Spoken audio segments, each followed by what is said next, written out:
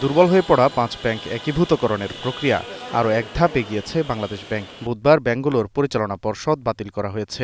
নিয়োগ দেওয়া হয়েছে প্রশাসক। কেন্দ্রীয় ব্যাংকে 3 নির্বাহী পরিচালক ও 2 পরিচালককে দেয়া হয়েছে প্রশাসকের দায়িত্ব।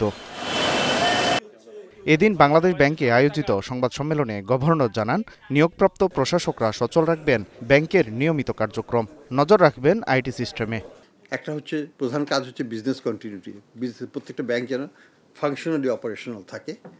2 নম্বর হচ্ছে আইটি সিস্টেমের ইন্টিগ্রেশন এবং আইটি সিস্টেমের উপর নজরদারি রাখাটা, উইচ ইজ ভেরি ইম্পর্ট্যান্ট। বর্তমান যুগে সব কিছু তো আইটি বেসড, কাজে সেখানে আমাদের টেক ওভার কন্ট্রোল থাকতে হবে। 3 নম্বর যেটা হচ্ছে এইচআর সিচুয়েশনটা অ্যাসেস করা এবং তারপরে পরবর্তীতে কোঅর্ডিনেট করা, এবং সেই সাথে ব্যাংকের ব্রাঞ্চ নেটওয়ার্কেও রিয়ালাইজ ন্যাশনালাইজ করা। একীভূত হয়ে নতুন যে ব্যাংক হবে সেটি দেশের সবচেয়ে শক্তিশালী ব্যাংক হবে, এমন প্রত্যাশা গভর্নরের। জানান, সরকার থেকে তহবিল পেলেই দেয়া হবে ক্ষুদ্র আমানতকারীদের টাকা। পাশাপাশি এসব ব্যাংকের কর্মীদের স্বার্থ রক্ষা করা হবে বলেও জানান তিনি। আমাদের লক্ষ্য হচ্ছে খুবই অ্যাম্বিশাস। এই ব্যাংকটা হবে সবচেয়ে শক্তিশালী ফাইন্যান্সিয়াল ব্যাংক। এখানে পেইড আপ ক্যাপিটাল হচ্ছে 35,000 কোটি টাকা। বাংলাদেশের সর্বোচ্চ পেইড আপ ক্যাপিটাল আছে 1500 কোটি টাকা। কাজে এখানে বুঝেন এটা কত গুণ বেশি।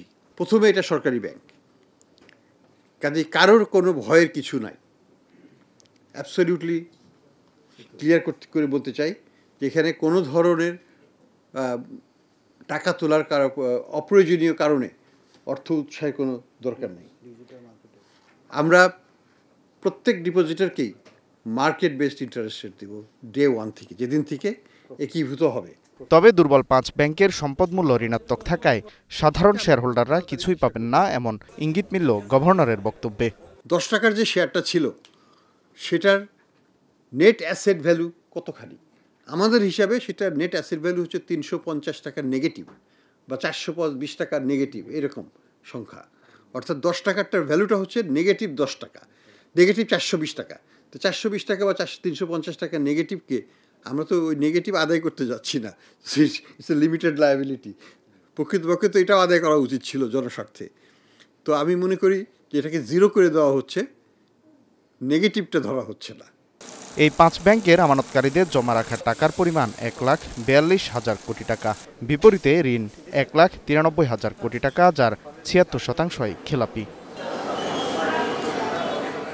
Walid Sakib, Star News, Dhaka.